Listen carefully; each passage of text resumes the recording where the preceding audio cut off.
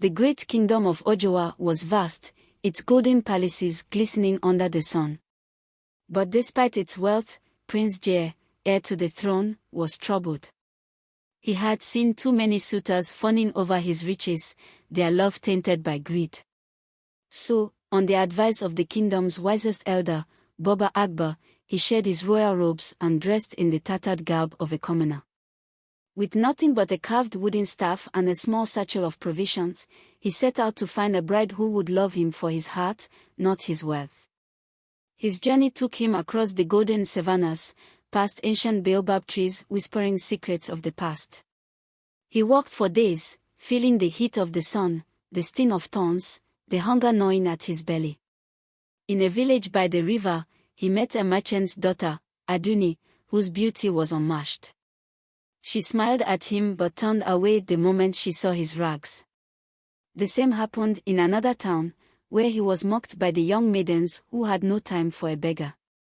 One evening, he sought shelter in a dense forest, unaware of the danger lurking in the shadows.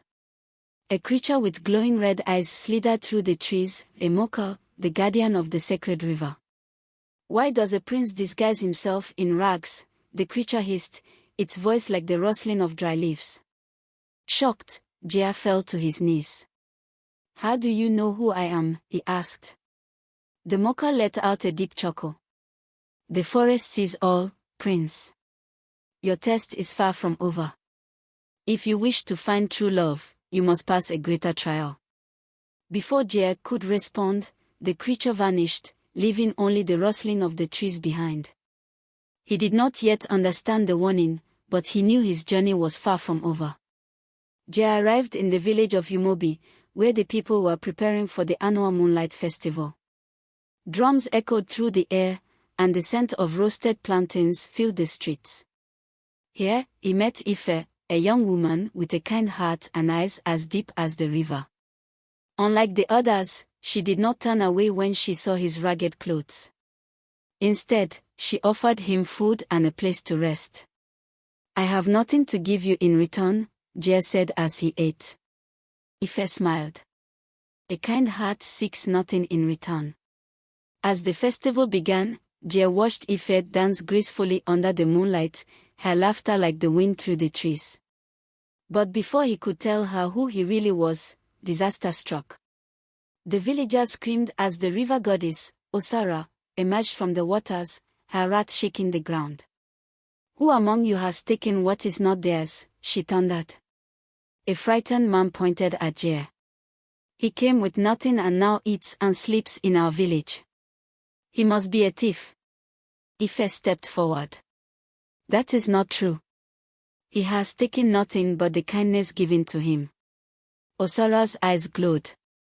"Then let him prove his worth. If he is innocent, he will retrieve my golden fish from the depths of the river."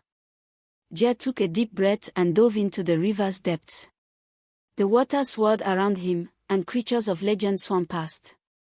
At the riverbed, a massive serpent guarded the golden fish.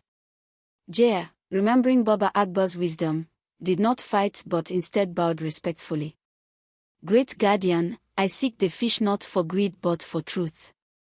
The serpent studied him before nodding.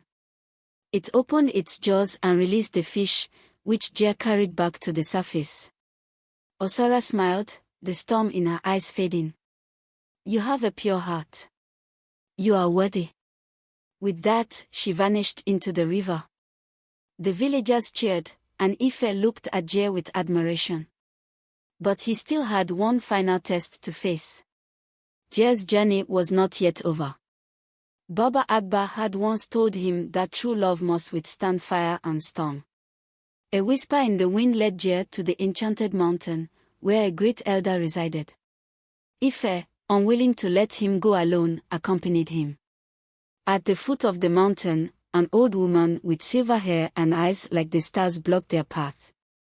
"Only those whose love is pure may enter," she declared. With a wave of her hand, she summoned a storm of fireflies that soared around Ife and Jare. "If your love is true, you will see each other clearly. If not, the fireflies will burn you apart." Jare reached for Ife's hand. The fireflies flared, but neither flinched. The old woman smiled. You have passed. She stepped aside, and the mountain opened its path to them. At the mountain's peak, they found a throne made of crystal. An ancient king sat upon it, his body frozen in time. Only the blood of a true prince can set me free, he whispered. Jare hesitated. Was this another trick? Ife touched the old king's hand, and a vision flooded her mind, a curse placed upon him by a jealous sorcerer. You must give your blood willingly, she told Jare. Jare took his dagger and made a small cut on his palm, letting his blood drip onto the throne. Light exploded around them. The king stood, his curse broken. You are worthy, Prince Jare. Your heart is pure. Jare returned to Oduwa with Ife, revealing his true identity. She did not waver. You were a prince in rags, yet your heart remained noble. The people rejoiced, and their wedding was the grandest the land had ever seen. The river goddess Osara blessed them with eternal prosperity. The enchanted mountain glowed in the distance, a reminder of the trials they had faced. And so, the tale of the prince in rags became legend, passed down for generations beneath the ancient baobab trees.